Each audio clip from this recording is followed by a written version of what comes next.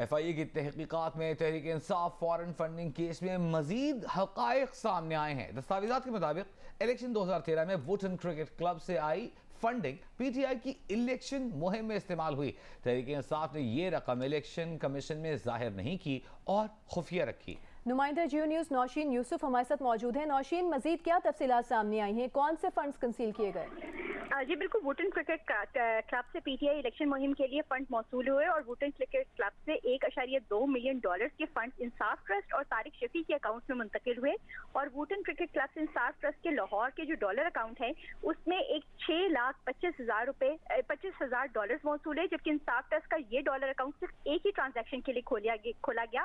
انصاف ٹرسٹ کے local bank account سے 3,60,00,000 روپے جو ہیں وہ پھر 8 مئی 2013 کو ادا کیے گئے، اور یہ میڈیا کمپنی کمیونیکیشن سپورٹ کو یہ رقم چیک کے ذریعے ادا کی گئی، اور انصاف ٹرسٹ کے لوکل کرنسی اکاؤنٹ سے 2,50,00,000 روپے جو ہے وہ میڈیا کے گروپ ایم کو ادا ہوئے۔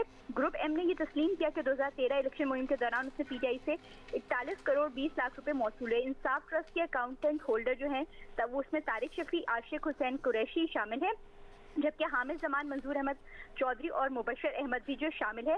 اور 2013 کے عام انتخابات سے پہلے $5,75,000 طارق شفیع کے اکاؤنٹ میں آئے تھے۔ ووٹن کرکٹ کلب سے طارق شفیع کے اکاؤنٹ سے ایک چیک پی ٹی آئی کے اکاؤنٹ میں جی ٹرانسفر کیا گیا تھا۔ جی بہت شکریہ نوشین۔